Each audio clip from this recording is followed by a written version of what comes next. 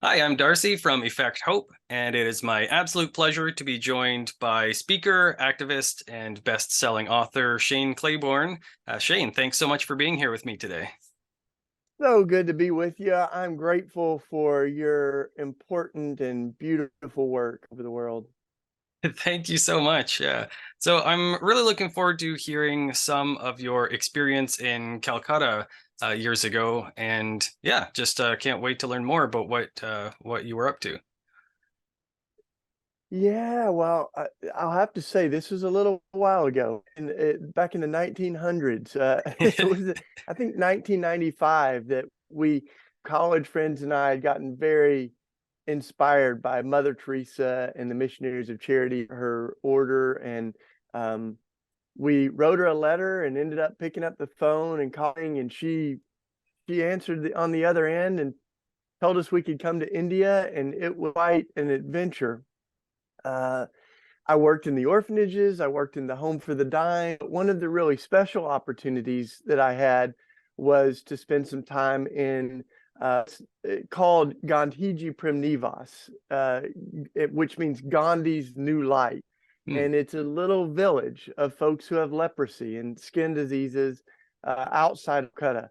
And many, many years ago, Mother Teresa had been really moved to create this village with hundreds of families that, in the Indian caste system were really outcasts. They couldn't go in restaurants, um, stores, and the kids couldn't go to the regular schools. So she said, these folks are very, very special to God.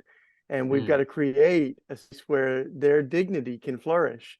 And she got this piece of land donated right along the train tracks. And uh, it was kind of a special opportunity because the brothers of her order was gone. He was away. So I got to stay there and spend time among these families. And it was amazing. I mean, folks may not know a lot about Gandhi, but his idea was named after Gandhi because his idea was like, we don't have to be dependent on the structures and systems that are oppressing us.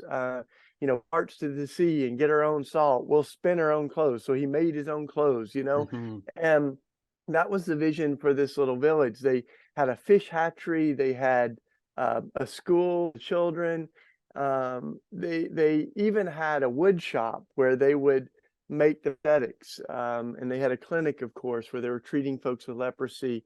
And there was an outpatient didn't even live there could be treated. And all the folks who were doing the work of bandaging wounds and treating wounds had been treated themselves. I mean, I Hmm. was kind of one of the anomalies to that as an outsider coming in.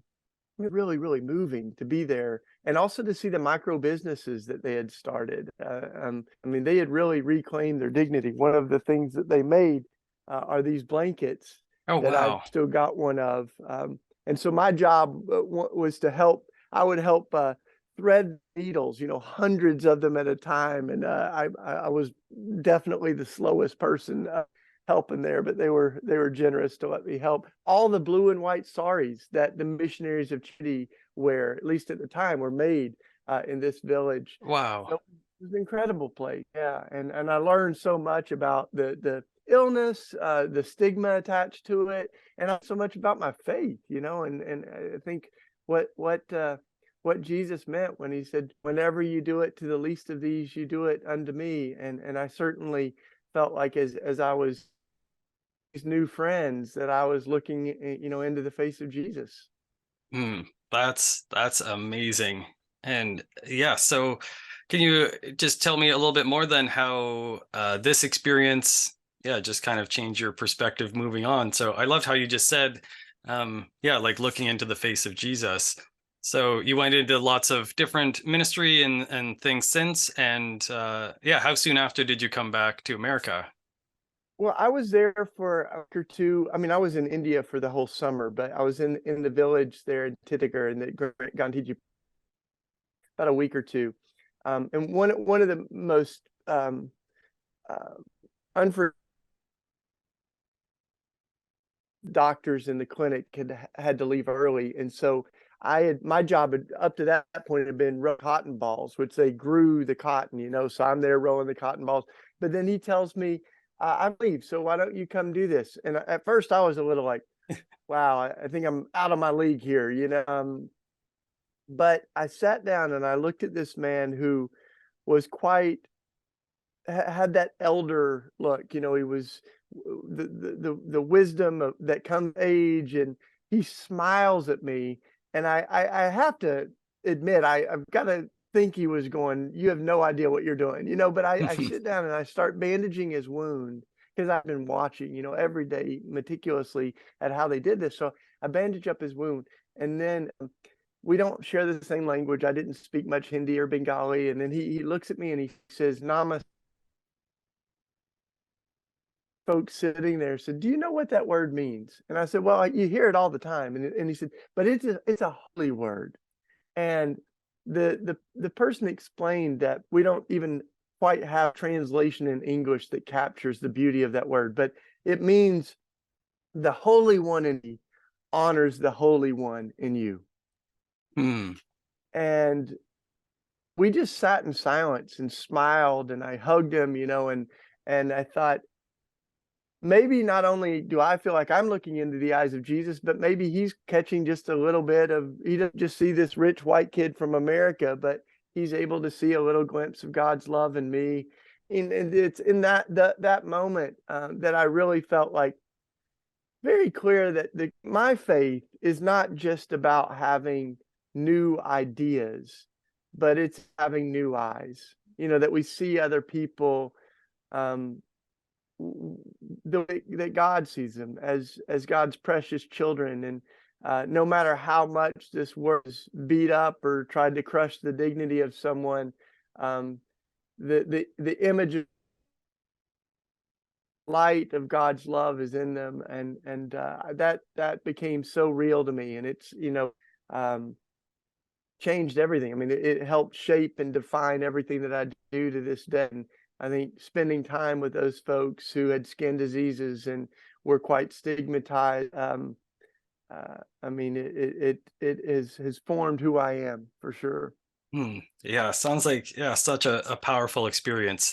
Amazing. Yeah, thank you for sharing all of that. And just final thing, yeah, if you could somehow summarize that as just like what is one takeaway to Canadians, Americans watching this? What's one thing that you hope that you've shared so much good stuff, but if there's one kind of headline of a takeaway, what would that be? I came back and I was uh, kind of unpacking this and reflecting on it with a friend, and I said, I read the Bible and you get this, and you have this weird, this sense that folks are ringing bells and people are getting out of the way, or leprosy is this stigma. And I said, it was real different from that. And I said, but I did want to see someone healed. To be able to pray for this guy and it just be over for him. And, we're talking about the verse where Jesus says, the same things I've been doing and greater things than these. He says that in the book of John. And my friend said, is not that he healed someone with leprosy, but just that he touched. Hmm. And because we may not see the same miraculous healing, maybe we will. I mean, I think we hope for it and pray for it, but maybe the greatest miracle was not power, but the love. And that was certainly true of Mother Teresa's work, is that she would say, what's important isn't how much you do, but how much love you put into doing it. We're called to small things with great love. And I think that's the work, of Effect Hope, is work that we need all over the world. People everywhere doing small things with great love, and that touching those who no one else will touch might be part of the miracle. Hmm.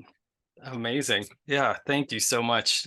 Thank you so much for joining, Shane. Yeah, that brings us about to the end of our time. I feel like I could keep asking you questions all day.